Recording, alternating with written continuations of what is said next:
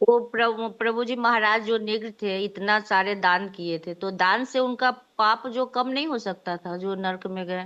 दान के साथ ही तो पाप किया। बहुत अच्छा प्रश्न है कि क्या दान करने से जो पूर्व जन्मों का पाप कर्म का फल है, या पाप कर्म हम अगर कर रहे हैं तो वो कम नहीं होता क्या? पुण्य करने से पाप कम नहीं होता, ये दोनों अलग अलग चलते रहते हैं। पुण्य का खाता अलग है, पाप का खाता अलग है। ऐसा नहीं कि 5 लोगों को कष्ट दिया था मैंने, तो 5 लोगों को पुण्य कर लेता हूं तो मैं बराबर आ बराबर जाऊंगा। है। तो इस प्रकार से ऐसा होता नहीं। ये तो कोई थैंक यू गलती प्रभु नहीं जी। थी प्रभु जी, वो तो अनजाने में हुई थी। ठीक है, और कोई प्रश्न बताइए। इसकी नृक की, राजा नृक की तो कोई गलती नहीं थी, वो तो अनजाने में भूल हुई थी ना प्रभु जी। यस।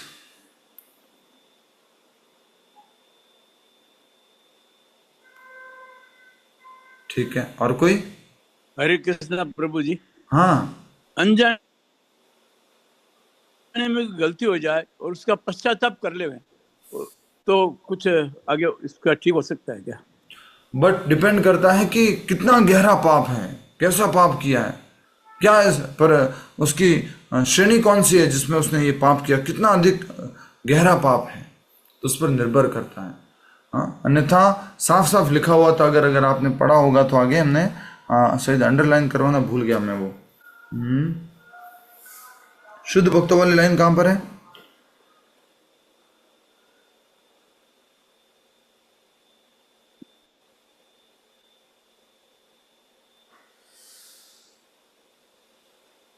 है जस्ट पहले वाले इसमें।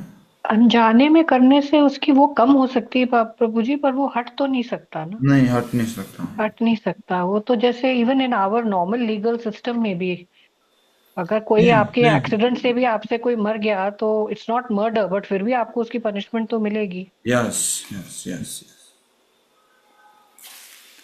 ठीक है राम अवतार जी। ठीक है प्रभु जी। हरे कृष्णा। और कोई?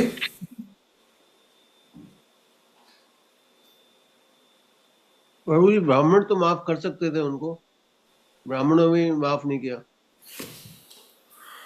इसको इस तरह से कहेंगे कि भगवान श्री कृष्ण को ये लीला करनी थी कि वो उस गोप को स्पर्श करे और वो एक देवता का रूप ले, और वो हमारे लिए एक एग्जाम्पल सेट करें और हमारे लिए एक शिक्षा प्रस्तुत करें। इसलिए भगवान की लीला का अंश होने के कारण ब्राह्मणों ने माफ नहीं किया और आपस में कह सकते राजा के साथ में लड़ाई की, मेरी गाय है, मेरी गाय है, मेरी गाय है, मेरी गाय है।